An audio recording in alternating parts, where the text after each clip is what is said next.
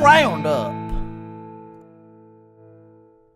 Hello guys, this is your host and this is Rumor Roundup. This is week number 1. First I want to talk about what we're going to be doing here on Rumor Roundup. This is a new little audio venture I'm going into. It won't be in iTunes, it will just be exclusive to that SnazzyIPhoneGuy.com and sometimes YouTube. And what we'll be doing is I'll be bringing you the latest, the greatest, the only Apple rumors for you. I'll be doing other news that persists to Apple as well, but we will mostly be focusing on rumors. So thank you all for listening, thank you all for joining me today, and enjoy the first episode of Rumor Roundup. Details of iPhone negotiations between Apple and China Mobile emerge. Interfax reports on details of lengthy negotiations between Apple and China Mobile over bringing the iPhone to China. According to their source, China Mobile President Wang Zhihao revealed in a recent visit to the China Mobile Research Institute that talks between the two companies have broken down 3 times over the past year and a half. The negotiations, which have reportedly involved both Steve Jobs and Tim Cook, initially stalled over Apple's request that China Mobile share 20 to 30% of their monthly iPhone revenues with Apple.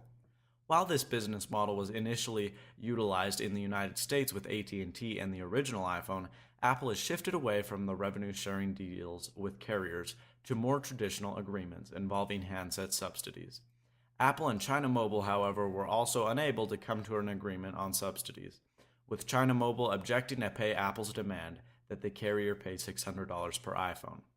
The most recent round of talks has broken down over Apple's App Store and China Mobile's reluctance to relinquish their tight control over China's mobile internet offerings. The third and final round of negotiations also broke down over Apple's instance that it, rather than China Mobile, sell iPhone applications directly to customers via its online store. Wang saw the offer as a threat to China Mobile's dominance of China's mobile industry, and rather than China Mobile, Apple would collect the money directly from customers under the deal. Wang said China Mobile should operate the application store itself in order to maintain its advantage. Wang also pointed out that the iPhone users in other parts of the world pay for applications by credit card, a model which would not be successful in China, where users prefer to pay through deposits in their mobile phone accounts.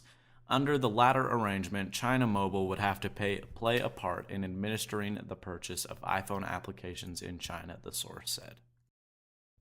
Rumor number 2, Apple to integrate QuickTime Pro features into Snow Leopard. The latest Mac OS X 10.6 Snow Leopard seeds suggest that Apple may be eliminating the QuickTime Pro upgrade that is currently offered for $29.99 to Mac users. Apple has long reserved several additional features for QuickTime Pro that are not available in the standard QuickTime player.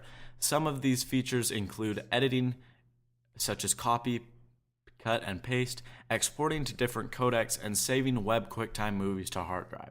In a standard Mac OS X installation, these features are dimmed out in the QuickTime Player application. In the latest Snow Leopard builds, however, all features are reported to be fully enabled. In addition to the Buy QuickTime Pro and registration links have been completely eliminated as menu options, and the registration control panel also removed from the system preferences. These changes suggest that Apple may finally be incorporating all the Pro features in the standard QuickTime installation.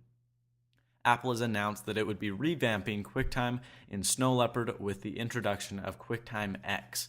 Apple will be incorporating technology from the iPhone into QuickTime X to optimize support for modern audio and video formats.